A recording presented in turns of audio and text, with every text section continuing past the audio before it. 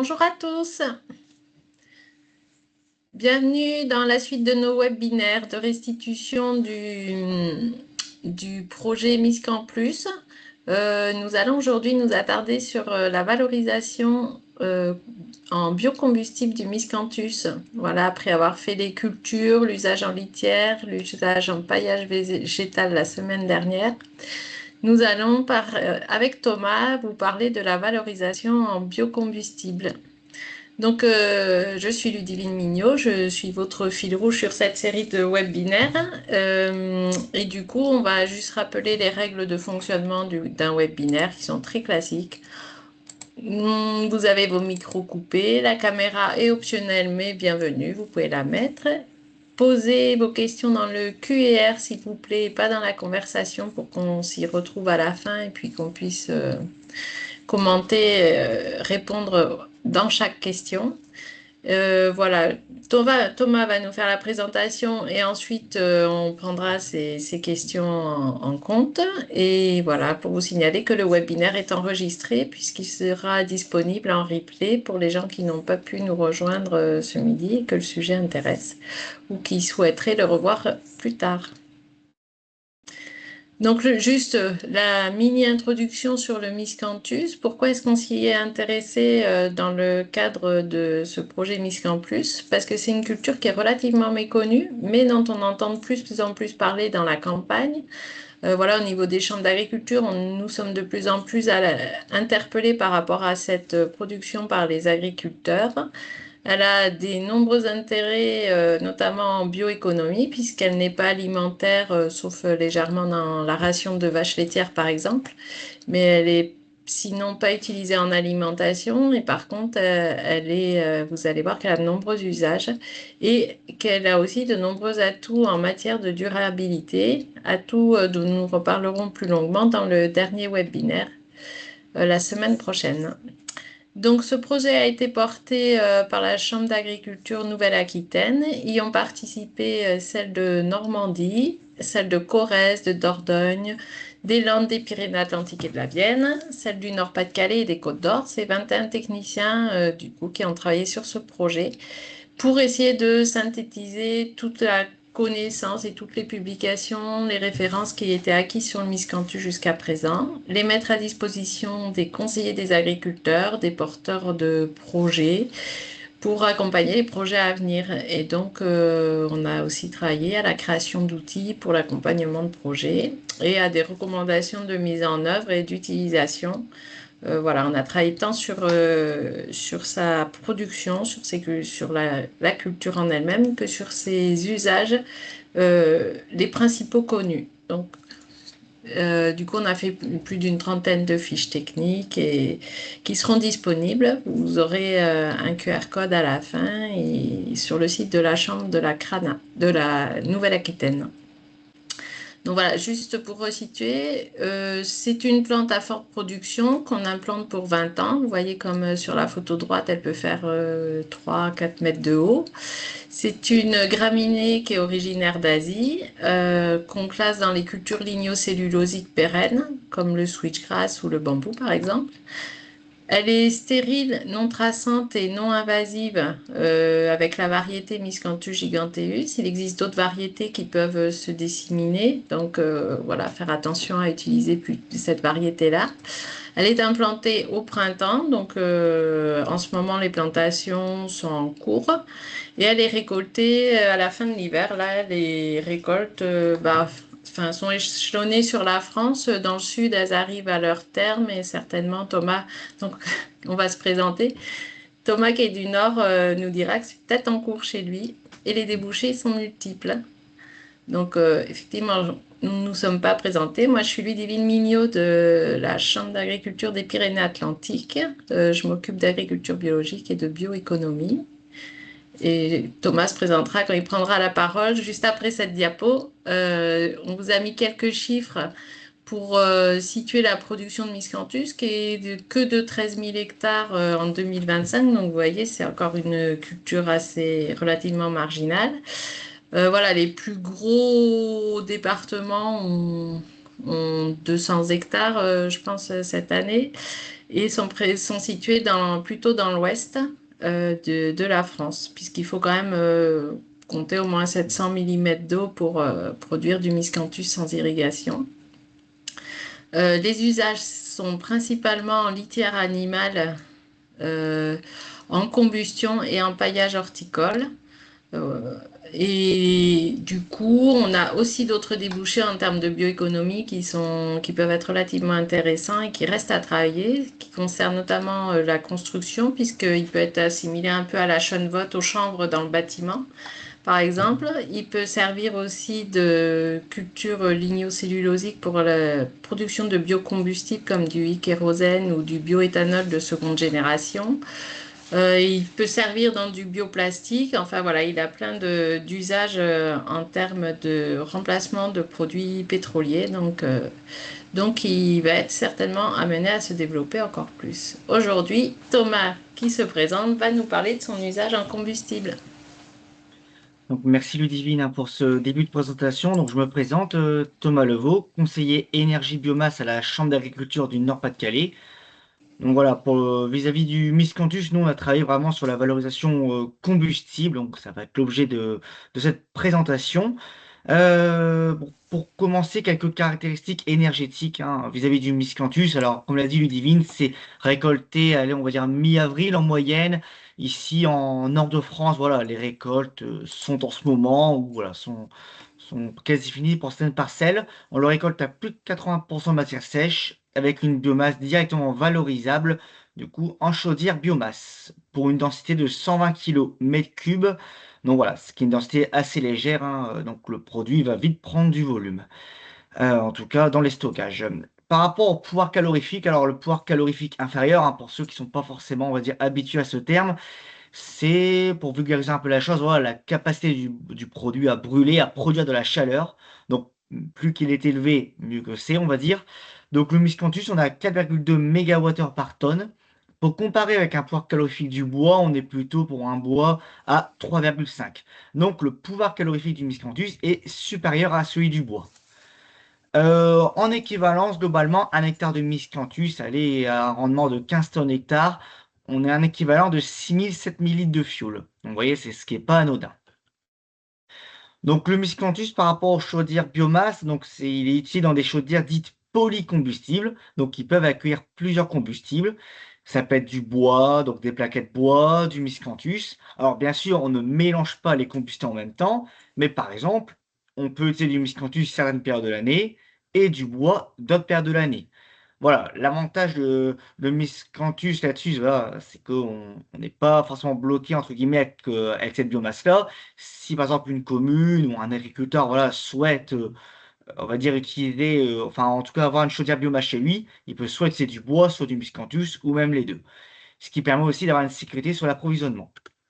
Par rapport au miscanthus, Ludivine l'a rappelé, hein, c'est une production locale, pérenne, décarbonée. On peut approvisionner les chaudières pendant 20 ans avec un prix maîtrisé, d'où l'importance de la contractualisation entre, on va dire, le producteur et l'utilisateur. Le mieux étant de coupler ça avec des enjeux territoriaux, par exemple ce qui est captage, érosion, culture barrière, voilà. Le Miscanthus a énormément voilà, d'intérêts agro-environnementaux. Un webinaire spécifique voilà, lui a été dédié. On a, à travers voilà, ce projet, réalisé des fiches témoignages combustibles. Donc, on a été interrogé voilà, des communes, des exploitations agricoles, un manoir également, voilà, qui avaient ce type de chaudière biomasse polycombustible. Voilà, tout ce qui est données technico-économiques, leur ressenti, les caractéristiques. Voilà, toutes ces fiches, de toute façon, voilà, seront disponibles sur le site de la CRADA. Alors, pourquoi du miscanthus qui ressort aujourd'hui? Voilà, c'est pour favoriser les énergies renouvelables, les énergies décarbonées, et également d'avoir un coût maîtrisé, notamment par rapport aux énergies dites fossiles, gaz, fuel. Bon, l'avantage, c'est qu'on a des chaudières de différentes tailles. On peut aller de la petite chaudière, 50 kW, à on va dire la plus moyenne, grosse chaudière à 200 kW. Donc, ça répond à tout type de besoin. Ça peut être voilà, des petites consommations comme des très grosses consommations en réseau de chaleur. Globalement, l'entretien de ces chaudières, c'est une fois par an, voire deux fois. Voilà, tout dépend, on va dire, de la puissance et voilà, de la construction de celle-ci.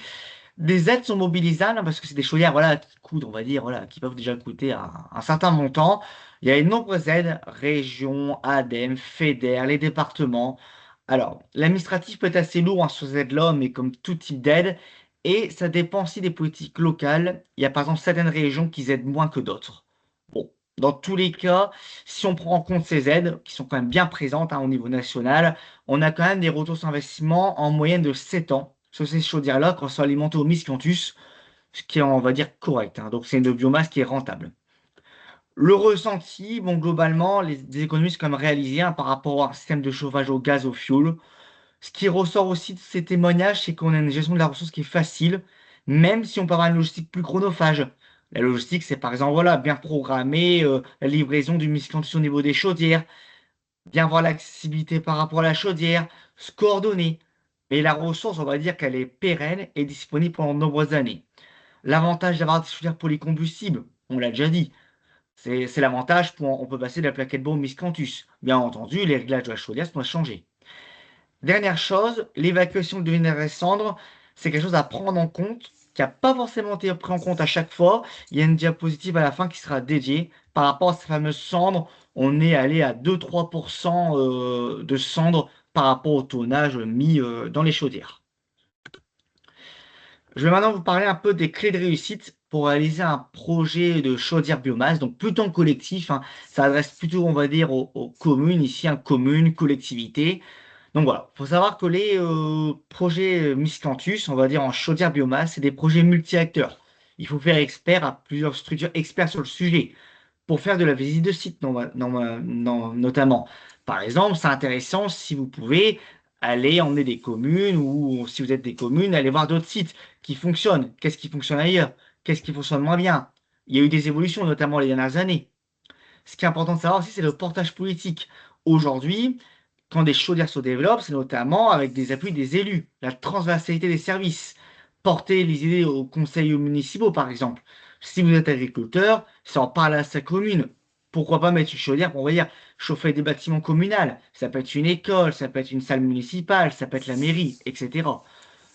L'objectif c'est surtout de faire aussi des études technico-économiques pour bien définir les besoins, être accompagné et aussi, comme je vous l'ai dit, voir les aides mobilisables, parce qu'en fait, il y en a et c'est intéressant de les avoir par rapport à la rentabilité. Sans oublier la co-construction avec les agriculteurs du territoire. Là, on est vraiment sur un projet de territoire. Donc, le but, c'est d'avoir des échanges, organiser le chantier, le stockage, planifier l'approvisionnement, l'accessibilité de la chaudière. Imaginons voilà, qu'on part sur des projets un peu plus importants. Si on est dans des chaudières, par exemple, sur des villes, des petites villes, il faut avoir l'accessibilité de la chaudière, parce que c'est peut-être l'agriculteur qui va livrer justement la chaudière. Est-ce que le tracteur passe dans la ville? Est-ce que voilà, il n'y a pas de rétrécissement problématique? Voilà, tout ça, ça se co-construit avec les agriculteurs. L'importance de la contractualisation, j'en ai déjà un petit peu parlé, hein, voilà. Le but, c'est de contractualiser entre l'utilisateur et le producteur. Donc, la contractualisation, c'est quoi? C'est un engagement de la commune, de la collectivité, à acheter le miscanthus sur le long terme, mais également, c'est un engagement de l'agriculteur à produire, à stocker, si c'est l'agriculteur qui le stocke. Ça peut être également la commune, ça peut être un stockage mutualisé, mais également à livrer le miscanthus à la chaufferie, tout ça dans un produit de qualité qui est défini par le taux de matière sèche. On en a parlé au début, le miscanthus se récolte à plus de 80% de matière sèche, ce qui fait qu'il est directement valorisable. Par rapport au prix d'achat, qui est une composante essentielle, on va dire, de la filière, il se définit soit à la tonne, soit au kilowattheure ou au mégawattheure, pouvant être ajusté à la conjoncture, inflation, prix du carburant, forcément, c'est une culture qui est récoltée, donc on se dit voilà, des outils agricoles qui consomment du carburant. Alors, pour le miscanthus, il faut savoir qu'on n'a pas de marché spécifique. La filière est structurée en France depuis, on va dire, 20 ans, mais il n'y a pas vraiment de marché spécifique. Aujourd'hui, généralement, on base le prix de miscanthus sur le prix des plaquettes bois. Voilà, même si ça peut différer selon les régions. Donc globalement, on a un coût de base, on a un coût de stockage et un coût du transport à calculer, de livraison. L'objectif étant que la culture rémunère le producteur, mais aussi qu'on ait un prix correct pour l'utilisateur. D'où le dialogue important entre producteur et utilisateur. Ici, je vous ai mis un petit exemple, on va dire, par rapport à la production, stockage et livraison. Par exemple, pour 6 hectares de miscanthus, ce que je voulais transcrire à travers voilà, ce tableau, c'est que le miscanthus, lorsqu'il est planté, donc une culture pérenne pendant 20 ans, le rendement de la culture va augmenter jusqu'à la cinquième année. Après, les 15 autres années, le rendement est stable. Donc là, je vous ai mis un exemple de l'année 1 à l'année 5 avec la production en tonnes en face. Alors, ce que je voulais vous transmettre par rapport à ça, c'est que voilà, quand il y a un projet de chaudière qui est fait, il faut se coordonner par rapport à tout ça. Voilà, parce que si la chaudière est créée et que le miscanthus est en année 3, là, par exemple, que 54 tonnes sont disponibles, alors, par exemple, que les besoins ont estimé à 80 tonnes. Alors voilà, par rapport à ça, donc ça, c'est important de l'avoir en tête. Ce qui est avantageux avec les chaudières polycombustibles, c'est que les communes, par exemple, ou alors voilà, l'utilisateur, il peut d'abord, par exemple, utiliser du bois avec du miscanthus de la chaudière et par la suite avoir 100% de miscanthus une fois que le tonnage du miscanthus a été atteint. Donc voilà, nous ce qu'on préconise, c'est que dès que le projet est validé, c'est que les agriculteurs doivent planter, on va dire, au printemps suivant. Une autre alternative est également, on peut utiliser du miscanthus déjà présent sur le territoire. Production, stockage et livraison. Alors, le miscanthus, je vous ai dit, c'est une culture qui, voilà, directement, on la récolte mi-avril. On peut directement la stocker et directement la valoriser. Par contre, je vous ai dit que le miscanthus a une densité de 120 km3, ce qui fait que c'est une culture très peu dense, ce qui fait qu'il va prendre beaucoup de place. Le stockage en lui-même, sinon, est simple. Il faut un bâtiment avec une dalle béton étanche. Donc, on peut être stocké chez les producteurs, un stockage mutualisé ou géré par la collectivité. Donc, dalle béton étanche, 3 murs, une porte et un toit, bien entendu. Mais voilà, il n'y a pas besoin de système de ventilation amélioré. Le miscanthus est récolté directement sec. Alors, il peut être stocké du coup plus d'un an, à condition, bien entendu, voilà, d'avoir géré son stock, hein, parce que chaque année, le miscanthus est récolté annuellement. Donc, chaque année, le bâtiment, il est rempli on va dire, par la récolte annuelle. Alors, s'il est récolté à plus de 80% de matière sèche, qui est de toute façon la condition de récolte du miscanthus, alors il est directement stockable et valorisable. Si jamais il est récolté à moins de 80% de matière sèche, pour X raisons, hein, ça peut être des conditions climatiques un peu humides par exemple, alors il faudra le remettre de temps en temps dans le bâtiment pour qu'il finisse de sécher et être ensuite valorisé ensuite. Donc je vous ai par rapport au volume, en ordre d'idée, on a une tonne de miscanthus occupe un volume de 8 mètres cubes. Donc l'objectif, c'est de faire un approvisionnement local, parce qu'il prend de la place au stockage, et donc s'il est livré par exemple par benne agricole ou même par, on va dire, par camion à fond de mouvement, il va vite prendre de la place dans le transport. Donc l'objectif, c'est de l'approvisionner en local pour éviter d'avoir des coûts trop importants.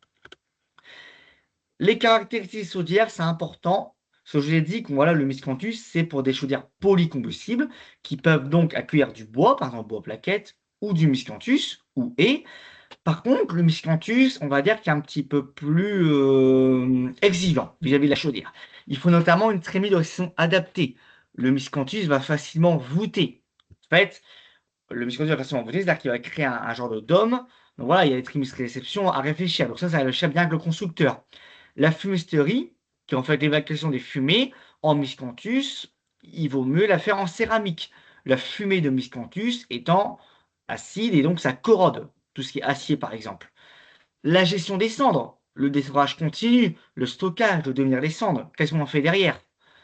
Bon, tout ça pour dire qu'il faut être avec des constructeurs, avec des chauffagistes qui sont avertis et qui proposent un service après-vente en spécifiant bien son projet. Quand vous allez créer votre chaudière voilà, biomasse, il faut bien spécifier que c'est pour du miscanthus, que vous allez 7 mettre par exemple du bois, mais que le miscanthus a voilà, certaines particularités et donc il faut avoir certaines exigences sur certains matériaux. Enfin, il est préconisé d'avoir une formation aux agents techniques des communes. Voilà, si on est sur une commune, ça va être donc les employés municipaux hein, qui vont gérer la chaudière au quotidien. Une formation aux agents est souvent le bienvenu. Parce que voilà, c'est quand même c'est des chaudières polycombustibles de biomasse, c'est différent du fioul et du gaz. On va dire il y a quand même une gestion quotidienne un peu plus importante. Devenir des cendres de miscanthus, voilà, je vous ai parlé pas mal des cendres. Alors je vous ai dit, hein, les cendres de miscanthus, on est à 2-3%, on va dire, vis-à-vis de à chaque fois du volume dédié. Ça fait un petit peu de cendre. Alors, le mieux étant d'avoir un descendrage automatisé. avec, si on le peut, une évacuation des cendres. Donc, voilà, donc vraiment, on est vraiment le miscanthus a été brûlé, il produit sa cendre et une fois qu'il produit sa cendre, ça part dans des bacs spécifiques et l'objectif, ce serait en fait de récupérer la cendre de ces bacs-là, via une vis sans fin, vers un conteneur pour stocker, par exemple, les cendres dans un conteneur. Sachant que les cendres, on peut les valoriser en le mélangeant à un compost, en épandage, en épandage agricole. Bon, on préconise maximum 1 tonne par hectare, ce qui est, on va dire, déjà assez conséquent. Ou encore, par exemple, dans les massifs des communes, on a des communes aujourd'hui voilà, qui récupèrent les cendres de leur chaudière et qui les épandent dans leur massif. Par rapport aux cendres, notre projet, on a réalisé des analyses de cendres. Alors pour ça, moi je me suis basé sur l'arrêté du 3 août 2018 par rapport, on va dire, au seuil. C'est une analyse qui a été réalisée sur une chaufferie d'une commune qui a deux chaudières de 200 kW chacune et chez une agricultrice avec différents paramètres analysés, donc les valeurs agronomiques, tout ce qui est phosphore, potassium par exemple, les éléments de trace métalliques, les composés traces organiques, les oligo-éléments, fer par exemple, dioxyne furane, molécule un peu plus complexe, et les inertes. Voilà, c'est une analyse qui est très complète. L'objectif, c'est de voir ce qu'on a dans les cendres de miscanthus et voir quel gain on pourrait, par exemple, avoir si on les épand en épandage agricole. Alors, par rapport à cette analyse-là, hein, les résultats sont encore en attente et une fiche relative par rapport à ces résultats et par rapport au centre de manière plus générale sera également créée par la suite dans le cadre de ce projet. Je relaisse la parole à Ludivine. Oui, voilà, il n'y a pas de questions dans le questions et réponses. Tu as dû être assez complet, répondre à pas mal de points. N'hésitez pas à les poser tout de même si vous en avez. Juste pour vous informer du coup que ce webinaire était dans le cadre de 5 webinaires grand public, dont les 3 premiers sont disponibles en replay sur le site de la Chambre régionale d'agriculture Nouvelle-Aquitaine, où vous avez le QR code et où il y aura tous les livrables disponibles par rapport à ce projet Miscan Plus, en espérant que ça vous aide à avancer de votre côté sur vos territoires dans les projets qui peuvent se mettre en place. Je vais voir juste la conversation. C'est clair et très complet. Bon, ben, c'est parfait. Alors, si vous avez réponse à tout, et n'hésitez pas à revenir vers nous si vous souhaitez plus de détails et avancer. Vous retrouverez nos coordonnées facilement sur le site de la CRANA. Donc, il y a une petite question quand même. Comment faire pour savoir comment indexer au mieux le prix du miscanthus? Sur les plaquettes bois, on nous dit que le prix est trop fluctuant. Sur l'inflation, point d'interrogation. Sur le prix des céréales ou des produits agricoles, merci pour vos avis. Hmm. Alors, moi, j'accompagne un projet avec une collectivité donc, sur l'agglomération de Pau. On était parti sur un mix entre l'IPAMPA, l'indice des productions agricoles, et sur l'indice du coût de la vie. On faisait intervenir ces deux aspects-là dans la réévaluation de notre prix à l'année. Quel est le tarif en moyenne d'achat en lien avec une collectivité? Ben, c'est le Hmm. tarif qui permet de rendre l'énergie assez accessible pour les citoyens de la collectivité et qui permet de rémunérer les producteurs. Alors vous allez me dire que je réponds pas franchement. Ça dépend, je réponds pas franchement parce que ça dépend qui prend en charge le stockage, si c'est la collectivité ou les agriculteurs. Si on parle de miscanthus livré aux portes de la chaufferie ou si les agents communaux font la livraison entre le site de stockage collectif et ou si c'est du transport externalisé. Voilà, ou si c'est les agriculteurs qui s'occupent de cette partie-là aussi, c'est pour ça que le prix, en fait, il est vraiment adapté à chaque projet en fonction des coûts euh, qu'induise le projet, en fonction de son organisation de projet, en fait. Hmm. Par rapport à Ludivine, que je complète un petit peu, oui, c'est exactement ça. Enfin, le prix du miscanthus, c'est quelque chose d'assez, on va dire, complexe, hein, parce qu'il y a pas de marché vraiment dédié au miscanthus. Voilà, par exemple, chez nous, en Nord-Pas-de-Calais, on va dire qu'on se base plus sur le prix de la plaquette bois. qui est une base parmi tant d'autres. Après, voilà, le miscanthus, c'est aussi, voilà, par rapport aux collectivités, c'est aussi par rapport, on va dire, une politique locale, on va dire, hein. Parfois, le prix du miscanthus, voilà, peut être plus élevé que la plaquette bois, mais parce que voilà, le miscanthus est une culture locale, décarbonée, et qui répond aussi aux enjeux, on va dire, aux enjeux locaux. Donc voilà, tout ça, ça à prendre en compte. Et comme c'est Ludivine, voilà, tout dépend dans quel cas on se met. Est-ce que le miscanthus, il est livré à la commune et la commune, entre guillemets, n'a plus qu'à le brûler? Ou est-ce que voilà, la commune doit le stocker? Ou voilà. Donc les prix, on a pas mal voilà, de choses différentes. C'est vraiment une discussion entre les agriculteurs et les collectivités, calcul d'une marge des agriculteurs, coût au mégawattheure pour la commune. Voilà, on a quand même pas mal de choses à voir là-dessus. Euh, Autre chose, c'est vrai que voilà, en vous présentant le diaporama, je vous ai pas forcément mis de photos on va dire, de chaudières. Par contre, vous pouvez retrouver de toute façon pas mal de photos sur les fiches qu'on a réalisées, justement les fiches combustibles. Chaque fiche combustible est illustrée par des photos de chaudières et de stockage de miscanthus. Donc voilà, par rapport à tout ce qui est, voilà, on va dire, photo, vous pourrez retrouver là-dessus si vous voulez un petit peu vous imaginer un peu plus on va dire, ce que c'est le miscanthus et en tout cas à quoi ressemble une chaudière polycombustible. Voilà, juste pour la question du prix, quand même, je reviens dessus. Voilà, moi, la collectivité avec laquelle j'ai travaillé, en fait, ils m'ont donné un prix maximum d'achat qu'ils ne peuvent pas dépasser par rapport à la rentabilité de leur projet. Et donc, on travaille en redescendant les échelles pour voir à quel niveau on arrive au niveau du prix des producteurs. Et puis, voilà, de voir vraiment les coûts de transport à chaque fois, c'est quand même ça qui va aussi beaucoup impacter. Est-ce on travaille ce transport en CUMA? Est-ce qu'on le délègue à des transporteurs? Est-ce que c'est un agent de la commune? Voilà, il faut partir de votre fourchette basse, achat producteur et de la fourchette max achat par la collectivité livrée. Et voilà, c'est de travailler au milieu de tout ça sur tous les leviers qu'on peut avoir au milieu pour que les deux se rencontrent. Et à titre indicatif, la collectivité, là, ne peut pas payer plus de 170 euros tonne le produit livré. Donc, ce qui est déjà quand même correct par rapport à la rémunération des producteurs. J'espère qu'on va arriver à équilibrer. Hmm. Ouais, c'est une bonne moyenne. Enfin, on, en moyenne, dans les collectivités, oui, hein, 150, 170, enfin, les 180 potentiellement, voilà. Après, encore une fois, tout dépend des enjeux locaux, quoi. C'est toujours la même chose, quoi. On peut toujours comparer les énergies entre elles, mais on va dire que le miscanthus va pouvoir répondre à certains enjeux que d'autres biomasses ne pourront pas répondre, par exemple. On pense au stockage de carbone, aux luttes contre l'érosion, protection de la ressources en eau. Voilà, après, voilà, le prix se définit aussi par rapport à tout ça. Même si, voilà, l'exemple de Ludivine, je trouve, est un bon exemple. Ensuite, il y a une question sur est-ce qu'on a vu des chaudières avec des balles carrées de miscanthus à la place du vrac? Pas dans les chaudières de cette gamme-là. Je pense que la balle vrac est utilisable sur des grosses chaudières industrielles qu'on n'a pas illustrées dans notre projet, mais qui existent, qui sont émergentes là. Et il y en a qui existent déjà.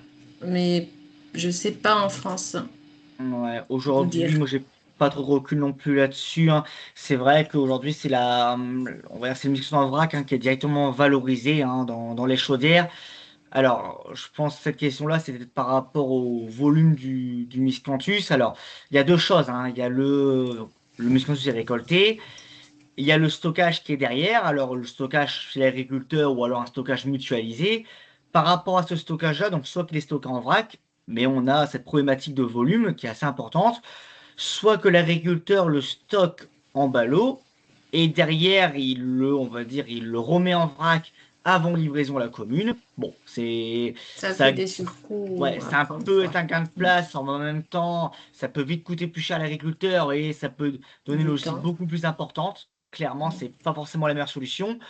Par contre, voilà, une fois que l'agriculteur, par exemple, a livré le miscanthus du stockage de son stockage, par exemple, jusqu'à la chaudière de la commune, là, les chaudières actuelles, voilà, c'est des chaudières qui prennent du miscanthus en vrac, forcément. Et par rapport à la livraison, voilà, tout dépend, on va dire, voilà, de la puissance de la chaudière. Tout dépend aussi de la météo, du climat. En moyenne, en hiver, on peut être une fois par semaine, qu'on va dire. Une fois, peut-être 2 fois, grand maximum, pour une livraison à une En fait, commune. ça va dépendre de la taille du silo de la Oui, en commune plus. et donc de la place pour faire la chaufferie. Et c'est ça qui va définir le nombre de livraisons possibles quand l'usage est maximal, en fait. Oui, totalement. En fait, Parce d'où que l'intérêt l'usage, de il va varier tout au long de l'hiver selon les besoins de chaleur ou pas. ouais, C'est pas linéaire, quoi. d'où l'intérêt là, de bien dimensionner la chaudière et les besoins. Le miscanthus, c'est vraiment voilà, une matière qui est très intéressante, hein, en termes de chaudière, en termes de valorisation combustible, qui a vraiment toute sa place aujourd'hui, hein, notamment par rapport aux énergies, hein, fossiles, même aux d'autres énergies, hein. C'est une énergie qui est stable, le miscanthus, qui a un bon pouvoir calorifique, encore une fois. Mais voilà, la chaudière doit être adaptée, doit être bien étudiée. Voilà, et une fois que tout ça est pris en compte, voilà, là derrière, on peut avoir quelque chose de vraiment très intéressant. Et Mais c'est vraiment si une vous, co-construction de le territoire. Ouais, si vous avez la chance d'avoir suffisamment de place pour faire le stockage à côté de la chaudière, bah, c'est l'idéal puisque ça limite tout transport intermédiaire. Donc, c'est pas souvent le cas dans les villes, mais dans les villages, ça peut arriver. C'est quand même une piste intéressante pour faire des économies logistiques. Mm. Bon, voilà, il est 14h04. On va vous laisser reprendre vos activités. Merci d'avoir suivi ce webinaire et peut-être à la semaine prochaine. Et retrouver Me- tous nos documents suivant le QR code. Merci me- Thomas. Merci à vous. À bientôt. Bonne journée. Merci, au revoir.